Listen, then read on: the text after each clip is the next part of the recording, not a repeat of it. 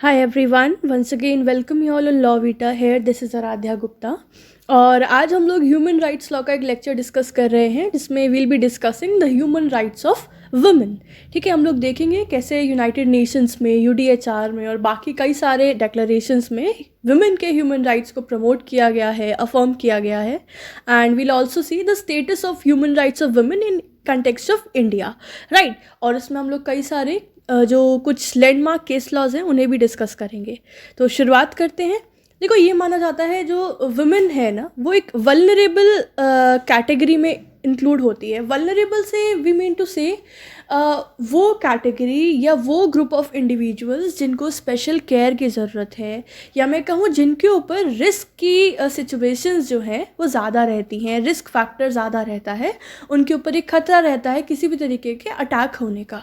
So there are certain group of human beings which either by nature or because of the deep rooted customs are weak and vulnerable. तो ऐसे कुछ certain groups होते हैं human beings के हमारी society में, हर society में, जो कि या तो उनके खुद के नेचर की वजह से या फिर हमारे कंट्री के या हमारी सोसाइटी के कुछ डीप रूटेड, कुछ कहते हैं ना रूढ़िवादी पुराने कस्टम्स की वजह से वो वीक कंसिडर किए जाते हैं या वल्नरेबल. जैसे कि चिल्ड्रन, वुमेन, डिसेबल्ड पर्सन्स या एजेड पर्सन्स, माइग्रेंट वर्कर्स और persons which are belonging to the particular race, caste etcetera. तो ये कुछ कैटेगरीज ऑफ इंडिविजुअल्स होते हैं जिनको हम लोग वल्नरेबल ग्रुप्स कंसिडर करते हैं, सोसाइटी कंसिडर करती है. Their rights have been violated very frequently by the dominant section of the society.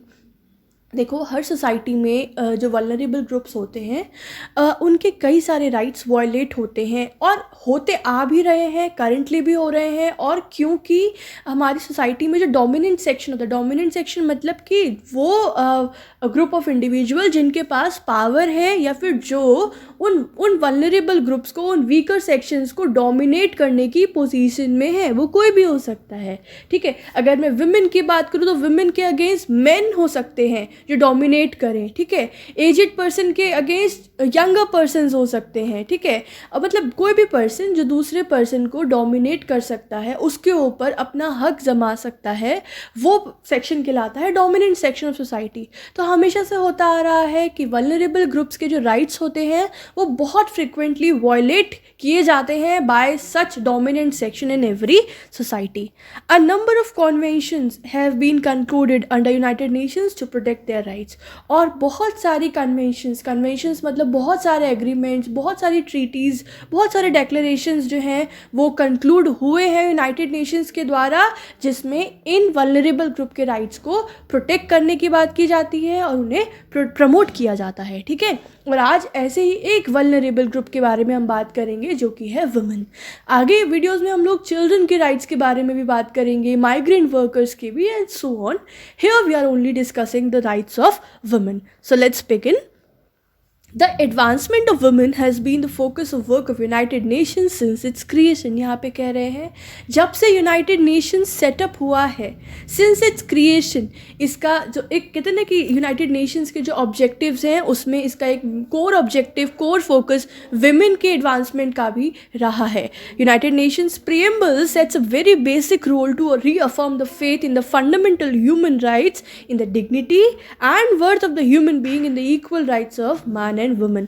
अगर हम लोग यूनाइटेड नेशंस के प्रीएम्बल को रीड करते हैं तो वो ये बोलता है कि हर ह्यूमन राइट की डिग्निटी को अफर्म करना है, मेंटेन रखना है, और ह्यूमन बीइंग में नो मैटर कोई भी डिस्क्रिमिनेशन नहीं किया जाएगा. There shall be the equal rights to both man and women. तो प्रीएम्बल भी जो यूनाइटेड नेशंस का है वो एक इक्वल फुटिंग प्रोवाइड करता है to both the gender of man and women. In 1946, a commission on status of women was established to deal with the women's issues. 1946 में एक कमीशन सेटअप हुई थी. देखो, अब एक एक करके ना कुछ डेक्लरेशंस के नाम आएंगे, कुछ कन्वेंशंस के नाम आएंगे. तो क्योंकि ये हमारे वुमेन के जो हम लोग ह्यूमन राइट्स डिस्कस कर रहे हैं, टॉपिक डिस्कस कर रहे हैं, इसमें इंपॉर्टेंट रोल प्ले किया है. So you have to remember if you are preparing for any answer writing purpose, तो ध्यान से सुने, ध्यान से समझे. सीरीज़ में ईयर वाइज तैयार करेंगे ना तो ध्यान से याद हो जाएगा. तो देखो, यहाँ पहला हमारा नाम आया है 1946 में एक कमीशन सेटअप हुई थी. इसका नाम था commission on status of women. ये किस लिए सेटअप हुई थी, इस्टेब्लिश हुई थी to deal with the women's issues, women's से रिलेटेड जितने भी इश्यूज हैं उनको डील करने के लिए, commission on status of women. Further universal declaration of human rights UDHR, जिसका हम लोगों ने लास्ट लेक्चर ही डिस्कस किया था, वीडियो का लिंक डिस्क्रिप्शन में डाल दूंगी, ज़रूर देखिएगा क्या है ये। So UDHR had affirm the principles which proclaim that all human beings are born free and equal in dignity and rights and that every one is entitled to all the rights and freedom without any kind of distinction including the distinction of sex. तो यहाँ पे बोल रहे हैं UDHR भी, ये जो UDHR का एक बहुत ही इंपॉर्टेंट डॉक्यूमेंट है, ये भी अफर्म करता है ये प्रिंसिपल्स कि सभी ह्यूमन बींग्स फ्रीली बॉर्न होते हैं, किसी के बीच में कोई डिस्क्रिमिनेशन नहीं होता है, सभी इक्वल डिग्निटी के साथ सस्टेन करते हैं, सबके राइट्स इक्वल हैं, everybody is entitled to all the rights, जितने भी राइट्स हैं वो सभी को मिलेंगे, सभी को एक समान रूप से मिलेंगे और किसी भी तरह का सेक्स के बेसिस पे डिस्टिंक्शन नहीं किया जाएगा। तो हमने जाना कि यूनाइटेड नेशंस में भी इसकी बात की गई है वुमेन के राइट की और UDHR में भी। Further general assembly of 7 November 1966 adopted a declaration on elimination of discrimination against women। General assembly ने 1967 में एक डेक्लरेशन अडॉप्ट किया था जिसका नाम है declaration on elimination of discrimination against women, मतलब महिलाओं के अगेंस्ट जो भी डिस्क्रिमिनेशन होता है उसे हमें एलिमिनेट करना है, उसे ख़त्म करना है, उसके ऊपर ये डेक्लरेशन था। In order to implement the principles set forth in declaration, अब ये जो डेक्लरेशन अडॉप्ट किया है इसके प्रिंसिपल्स को इम्प्लीमेंट करने के लिए, मतलब कि इन फोर्स में लाने के लिए एक कन्वेंशन को हमने अडॉप्ट किया, that was the convention on elimination of all form of discrimination against women. ठीक है, देखो वही जो हमारा डेक्लरेशन का नाम है ना, वही नाम है इसका, वो था declaration on elimination of discrimination against women, ये है convention, convention on elimination of all form of discrimination against women, and ये अडॉप्ट किया गया था बाय जनरल असेंबली ऑन 18 दिसंबर 1979 को। तो डेक्लरेशन तो आपका अडॉप्ट हुआ था 1967 में, लेकिन ये कॉन्वेंशन जो है वो सेटअप हुई, ये आपकी साइन हुई 1979 में। ठीक है, देखो ये सभी ही जो भी पॉइंट्स हैं दीज आर इक्वली इंपॉर्टेंट और ये सीरीज में मेंशन है, सो डू रिमेंबर दीज। ठीक है, कोई कंफ्यूजन नहीं होना चाहिए। Further the international bill of rights for women came into force on 3 सितंबर 1981, और 2 साल के बाद जो हमारा इंटरनेशनल बिल ऑफ राइट्स है related to the rights of women वो इन्फोर्स हुआ 3 सितंबर 1981 को। Part 3 of the convention, convention कौन सा, वही जो अभी ऊपर जनरल असेंबली ने अडॉप्ट किया था, that was convention on elimination of all form of discrimination against women. So इसका जो पार्ट 3 है, it lays down a number of fields where the state parties are required to take steps to eliminate the discrimination against women which are as follows. तो part 3 basically कुछ वो सारे fields बताता है जिसमें जितने भी स्टेट पार्टीज़ हैं, जितनी भी स्टेट पार्टीज़ होंगी इस कॉन्वेंशन की, जिन्होंने इस कॉन्वेंशन को साइन किया होगा, जो इसकी मेंबर होंगी, उनको रिक्वायर्ड स्टेप्स लेने होंगे वुमेन के अगेंस्ट किसी भी तरीके का अगर डिस्क्रिमिनेशन हो रहा है इन सारे फील्ड्स में, तो उसमें आपको स्टेप लेना पड़ेगा। कौन कौन से फील्ड्स बताए गए हैं इस पार्ट 3 में, like education, employment, health care, economic and social life, women in rural areas, equality before law, marriage and family relations। तो यही सारे कोर एस्पेक्ट्स होते हैं, फील्ड्स होते हैं जिसमें वुमेन का डिस्क्रिमिनेशन रहता है कि उनको ना तो प्रॉपर एजुकेशन इंश्योर की जाती है, इम्पार्ट की जाती है, ना ही उन्हें एम्प्लॉयमेंट में राइट्स मिलते हैं, उनकी हेल्थ केयर फैसिलिटीज़ पे ध्यान नहीं दिया जाता है, रूरल एरियाज़ में जो है वुमेन की लाइफ और मिजरेबल होती है, उनको इक्वल राइट्स नहीं दिए जाते हैं, इक्वलिटी नहीं इंश्योर की जाती है बिफोर लॉ और in the court of law या मैरिज के कंटेक्स्ट में या किसी भी और फैमिली रिलेशंस में। तो यही बोला है कन्वेंशन के पार्ट 3 ने, that in all of these particular fields the state parties are required to take the effective measures or steps to eliminate all sort of discrimination against women. Clear? The state parties to convention condemn discrimination against women in all its forms and undertake the following appropriate means। और ये सारे fields में उनको जो है required discrimination को prevent करने की कोशिश करनी है, प्लस फॉलोइंग मेजर्स भी लेने हैं। क्या क्या? To embody the principles of equality of man and women in their national constitution and in other legislations. कि क्या करना है स्टेट पार्टीज़ को कि जितने भी उनका जो भी उनके कंट्री का कॉन्स्टिट्यूशन है या जो भी उनके और लेजिस्लेशंस है उन सब में equality of man and women का प्रिंसिपल जो है वो इम्बॉडी कराना है, वो उसमें अफर्म कराना है. दूसरा, to adopt appropriate legislative and other measures prohibiting all discrimination against women. इसके अलावा और भी जितने भी नेसेसरी लेजिस्लेटिव मेजर्स अगर लेने की ज़रूरत पड़े तो वो सब भी अडॉप्ट करने हैं bye the legislature of the country. For what? For prohibiting all form of discrimination against women. Clear? Further, to establish the legal protection of rights of women on equal basis with man. ये भी ensure करा जाए कि women को या women के rights को equal legal protection मिले जैसे कि मैन को मिलती है, इक्वल फुटिंग पे मिले.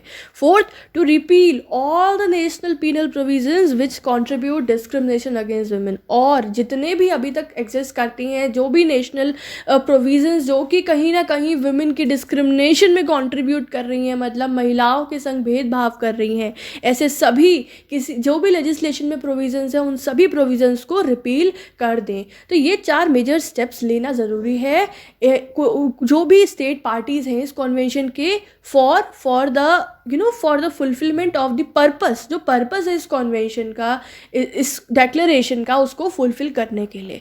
ठीक है. So I hope these were very simple. पहला था कि जो भी नेशनल कॉन्स्टिट्यूशन है, लेजिस्लेशन है, उसमें इक्वलिटी के प्रिंसिपल को अडॉप्ट करो. दूसरा, और अगर कोई लेजिस्लेटिव मेजर लेने की ज़रूरत पड़े तो वो भी ले लो इस पर्टिकुलर कंटेक्स्ट में. तीसरा, विमेन को इक्वल लीगल प्रोटेक्शन मिले उनके राइट्स को जैसे कि मैन को मिलती है. और चौथा, अगर कोई भी ऐसा प्रोविज़न है लॉज में जो कि डिस्क्रिमिनेटरी है अगेंस्ट वुमेन तो ऐसे प्रोविजंस को रिपील कर दिया जाए.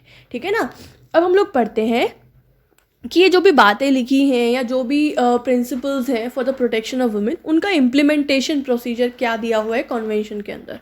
सो convention under article 17 made provisions for establishment of a Committee on Elimination of Discrimination Against Women for the purpose of considering the progress made in the implementation of provisions of the convention.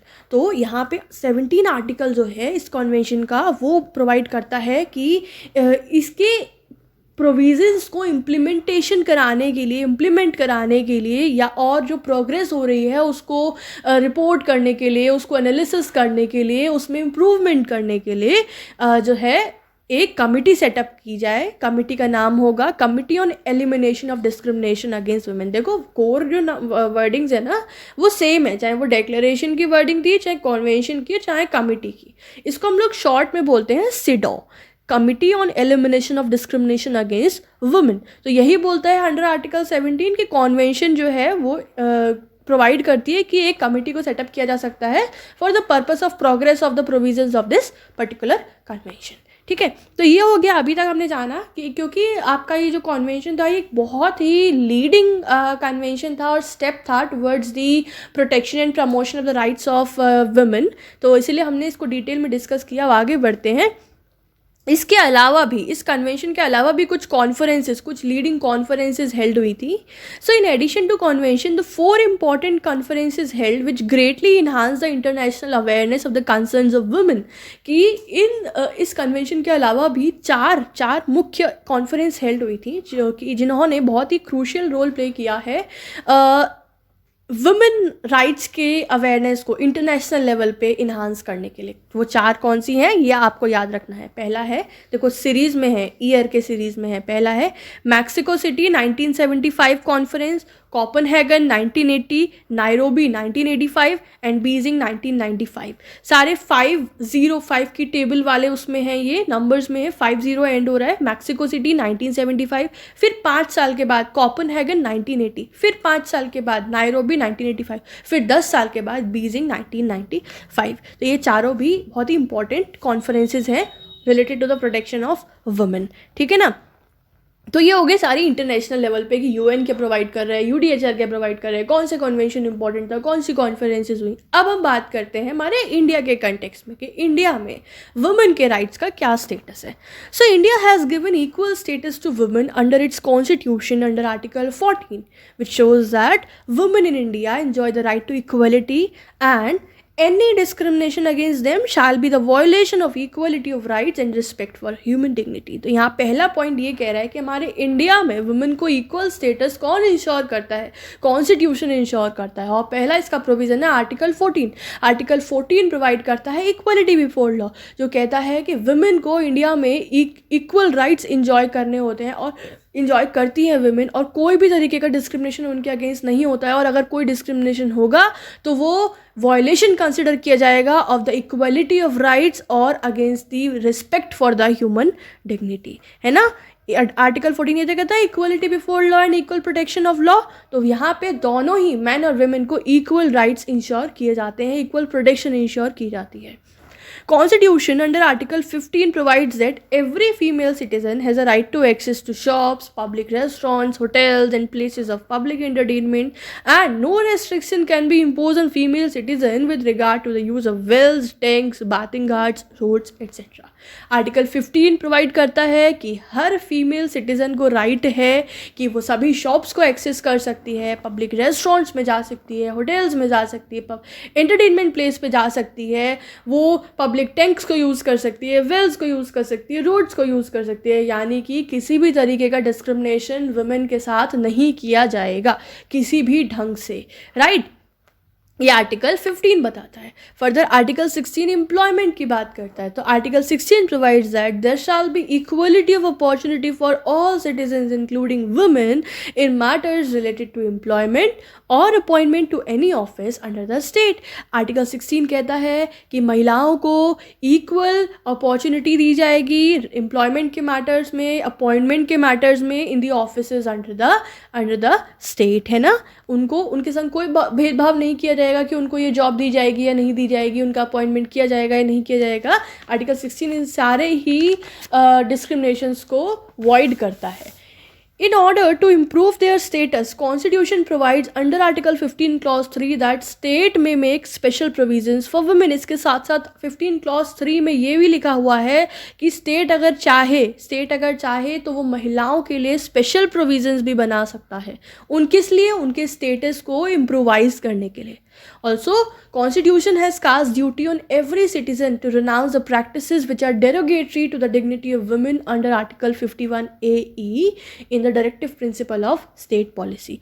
DPSP में ये state को duty है, state की duty है, या ये वो principal है जो स्टेट्स को ध्यान में रखते हैं कोई भी पॉलिसी या कोई भी लॉज को बनाते हुए, कि ऐसी कोई भी एक्टिविटी, ऐसी कोई भी प्रैक्टिस जो कि वुमेन के डिग्निटी को डेरोगेट कर रही है, डेरोगेट मतलब उसको नीचा कर रही है या उसका उल्लंघन कर रही है, वायलेशन कर रही है उसकी डिग्निटी के साथ, उसके राइट्स के साथ, तो ऐसी किसी भी प्रैक्टिस को रिनाउंस करे, जिसकी प्रैक्टिस जो है वो फर्दर अप ना की जाए, ठीक है। रिनाउंस मतलब कि उसको त्याग दे, राइट। तो ये हमारा आर्टिकल 51AE बताता है in the part of directive principles, ठीक है। तो ये कुछ एसेंशियल मेजर प्रोविजंस थे कॉन्स्टिट्यूशन के which were dealing towards the protection of the rights of women, ठीक है। अब हम लोग कुछ लीडिंग केस लॉज देख लेते हैं जिसमें कोर्ट्स ने वुमेन के राइट्स को अपहेल्ड किया है। पहला केस है हमारे पास CB Muthamma versus union of India 1979। So in this case, the validity of Indian Foreign Service Rules 1961 was challenged। तो इस केस में IFS Rules 1961 चैलेंज किया गया था। Here Supreme Court held that the provisions in the service rules, मतलब ये जो rules हैं in this, it requires female employees to obtain permission of government in writing before her marriage is solemnized, and denying the right to be appointed on ground that the candidate is a married woman are discriminatory against women। इस case में supreme court ने held किया कि जो provision है इस service rules में कि जो भी फीमेल एम्प्लॉयज़ हैं उन्हें अपनी मैरिज सोलेमनाइज करने से पहले, मतलब मैरिज करने से पहले गवर्नमेंट से परमिशन लेना पड़ेगा इन राइटिंग, या फिर किसी भी कैंडिडेट को डिनाई कर देना इस ग्राउंड पे अपॉइंटमेंट में कि तुम मैरिड वुमेन हो और मैरिड वुमेन को अपॉइंट नहीं किया जाएगा इंडियन फॉरेन सर्विस में। तो ये जो प्रोविजंस थे इस पर्टिकुलर रूल्स के, rules of Indian foreign service rules 1961, supreme court ने इन प्रोविजंस को डिस्क्रिमिनेटरी डिक्लेयर किया और कहा कि ये महिलाओं के राइट्स के अगेंस्ट है और डिस्क्रिमिनेटरी है इन नेचर, ठीक है। तो ये एक लैंडमार्क केस था। इसके अलावा एक और केस था air India versus Nargis Mirza का 1981। In this case, Supreme Court struck down the provisions of rules which stipulated that condition that services shall be terminated on her first pregnancy as unconstitutional। तो ये air India से related rules थे, जिसमें ये था कि जब कोई भी फीमेल प्रेग्नेंट होगी उसके फर्स्ट प्रेगनेंसी पे ही उसकी सर्विसेज टर्मिनेट हो जाएंगी, मतलब वो अपनी सर्विसेज को कंटिन्यू नहीं कर पाएगी।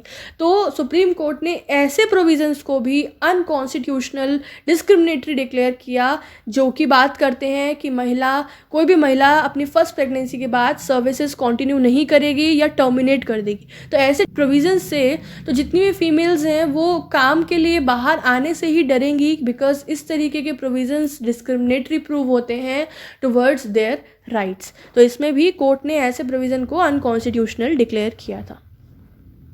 थर्ड केस है Anuj Garg and others versus hotel association of India 1997। So in this case, the constitutional validity of Section 30 of Punjab Excise Act 1914, which prohibited the employment of any women in any part of such premises in which liquor or intoxicating drug is consumed by the public। इस case में क्या था, basically एक act है, act का नाम है आपका पंजाब एक्साइज एक्ट 1914। उसमें सेक्शन 30 जो है, उसमें सेक्शन 30 जो है प्रोवाइड करता है कि फीमेल्स जो है ऐसी जगह पे काम नहीं करेंगी जहाँ पे जो है लिकर या फिर ड्रग्स जो है वो कंज्यूम किए जाते हैं, जैसे कि बार वगैरह हो गया। तो इस चीज़ को चैलेंज किया गया था। तो Delhi high court held that the provisions of this act are ultra vires of 19(1)(g), 14 and 15। तो यहाँ पे दिल्ली हाई कोर्ट ने बोला कि ये जो प्रोविजंस हैं इस एक्ट के, इस पर्टिकुलर एक्ट के, ये अल्ट्रा वायर्स हैं, मतलब कि outside the ambit hai of the article 19(1)(g), 14 and 15 of the constitution।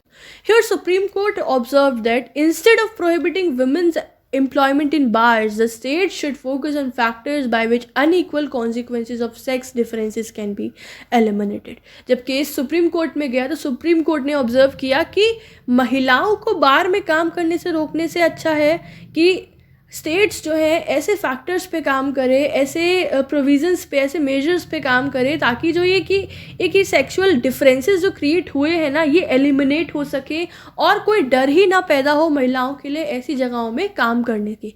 तो इंस्टेड कि हम महिलाओं को रोकें ऐसी जगहों पे काम करने से, हमें ऐसी सिचुएशंस पैदा ही नहीं होनी चाहिए कि कोई डर क्रिएट हो या फिर जो है महिलाओं के लिए अनसेफ हो ऐसी प्रोमाइसेस में काम करना जहाँ पे लिकर कंज्यूम की जाती है या फिर जहाँ पे ड्रग्स कंज्यूम किए जाते हैं। ठीक है, तो यहाँ पे भी सुप्रीम कोर्ट ने महिलाओं को सशक्त बनाने के लिए और उनके अगेंस्ट डिस्क्रिमिनेशन को जो है वो एलिमिनेट करने के लिए डिसीजन दिया था। सो ये था हमारा इंपॉर्टेंट केस। एक केस और है यहाँ पे, लास्ट केस है इस लेक्चर का, that is Vishakha and others versus state of Rajasthan 1997। हम सब जानते हैं बहुत ही फेमस केस है, protection of women against the sexual abuse at work place. The supreme court presented law to safeguard the interest of working women and protect them from sex exploitation at work place. तो इस case के अंदर supreme court ने ऐसे laws को present किया जो कि सेफगार्ड करें महिलाओं को, जो कि बाहर काम करती हैं महिलाएं वर्क प्लेस में, उनको प्रोटेक्ट किया जाए और कोई भी तरीके के सेक्स एक्सप्लॉयटेशन से उन्हें बचाया जाए। Supreme court in this case laid down certain guidelines and norms for effective enforcement of basic human rights of gender equality and guaranteed against the sexual harassment eight work place for due observance at all work places और other institutions. कुछ certain guidelines setup की, ठीक है, provide की, जो कि जिसका effective enforcement is very important, ताकि किसी भी तरीके का सेक्सुअल हरासमेंट जो है वो वर्क प्लेस पे महिलाओं के साथ ना हो। ठीक है, तो ये एक इम्पॉर्टेंट केस है against towards the protection and promotion of the human rights of women. तो ये 4 लीडिंग केस थे, याद रखिएगा, बहुत अच्छे केसेस हैं, आप लोग पढ़िएगा इसको डिटेल में। अब आपको याद होगा तो हमने सीडॉ डिस्कस किया था अभी कुछ देर पहले, it was a committee for elimination of discrimination against women. तो अभी इंडिया का सीडॉ के संग क्या रिलेशन है, let's see that. So India has ratified the convention on elimination of all forms of discrimination against women. तो इंडिया भी इस कॉन्वेंशन का पार्ट है, साइन किया है। The ratification of convention now oblige India to honour the obligations which are impose by convention. तो अब क्योंकि इंडिया भी इस कन्वेंशन का पार्ट है, तो इंडिया के ऊपर ये ऑब्लिगेशंस आ जाती हैं कि वो भी कन्वेंशन के जो भी प्रोविजंस हैं, जो भी ऑब्लिगेशंस हैं उनको ऑनर करे, प्लस उनको इफ़ेक्टिवली इम्प्लीमेंट कराने में भी अपना रोल प्ले करे. एक केस है इससे related, Madhu Kishwar versus state of Bihar. So in this case supreme court held that CEDAW is an integral scheme of fundamental rights and directive principles. CEDAW एक बहुत ही इम्पॉर्टेंट कह सकते हैं बेस है, एक बहुत ही इम्पॉर्टेंट स्कीम है हमारे कॉन्स्टिट्यूशन के फंडामेंटल राइट्स में भी और हमारे कॉन्स्टिट्यूशन के directive principle of state policies में भी. ठीक है, तो इस तरीके से CEDAW, this convention has played a vital role in the development of the rights of women in India. Now the last heading of this lecture is Protection of Women from Domestic Violence Act 2005. So in order to provide the effective protection of rights of women who are the victims of violence of any kind occurring within the family, the Protection of Women from Domestic Violence Act 2005 was enacted by the Parliament, which came into force by the Ministry of Women and Child Development on 26 October 2006. तो महिलाओं का protection provide करना किसी भी तरीके के violence से जो कि उनके साथ उनकी फैमिली में होते हैं, उनके इन लॉज के द्वारा होते हैं, उसके हस्बैंड के द्वारा होते हैं, वो वायलेंस, वो डिस्क्रिमिनेशन, वो वायलेंस किसी भी तरीके का हो सकता है, मेंटल, फिजिकल और किसी भी तरीके का अब्यूज़. तो उन सारे वायलेंस से इफ़ेक्टिव प्रोटेक्शन इंश्योर करने के लिए पार्लियामेंट ने एक लॉ पास किया, that was a protection of women from domestic violence act 2005, जो कि इन्फोर्स हुआ था, इनेक्ट हुआ था 26 अक्टूबर 2006 में. तो ये एक बहुत ही कह सकते हैं एक लैंडमार्क स्टेप था by the legislature of our country towards the protection of the rights of women. तो गाइज ये था हमारा आज का पूरा कॉन्सेप्ट. मुझे लगता है आप लोगों को समझ में आ गया होगा. जितनी बातें की सभी रेलेवेंट बातें थी, एक एक पॉइंट रेलेवेंट था जो कि हमारे खुद के अंडरस्टैंडिंग के लिए भी इम्पॉर्टेंट था, और अगर हम लोग आंसर राइटिंग कर रहे हैं तो उसके लिए तो बिल्कुल ही एक एक शब्द इक्वली इम्पॉर्टेंट था. आप लोग एक बार लेक्चर सुनिए, नहीं समझ में आए फिर सुनिए, और फिर ना मुझे लगता है आप लोग ना लेक्चर में से मत देखिए, नोट्स देख के मत बनाइए, रादर 2 बार पढ़ने के बाद जब आपको पूरा समझ में आ जाए ना, फिर खुद से लिखिए, बिना बंद कर दीजिए फ़ोन. तो क्या होगा ना, इससे आप अपनी लैंग्वेज में और अच्छे ढंग से आप चीज़ों को लिखेंगे और आप दिमाग में बैठा भी लेंगे. तो यही था आज का लेक्चर. कोई डाउट हो तो फ्रीली कमेंट सेक्शन में पूछो. और ह्यूमन राइट्स के या और की सब्जेक्ट के नोट्स के लिए 2 ऑप्शन है. पहला, आप हमारे इंस्टाग्राम पेज lawvita_80 पे हमसे कॉन्टैक्ट कर सकते हैं. दूसरा, स्क्रीन पे एक आपको ईमेल आईडी शो हो रही होगी, आप वहाँ पे भी मुझे मेल कर सकते हैं जिस भी सब्जेक्ट के आपको नोट्स चाहिए. सो उसके आगे का सारा डिटेल्स हम लोग वहाँ पे शेयर करेंगे. ठीक है, so this was it everyone. Stay connected for more such videos. Till then everyone, take care of yourself. Have a good day. Bye bye.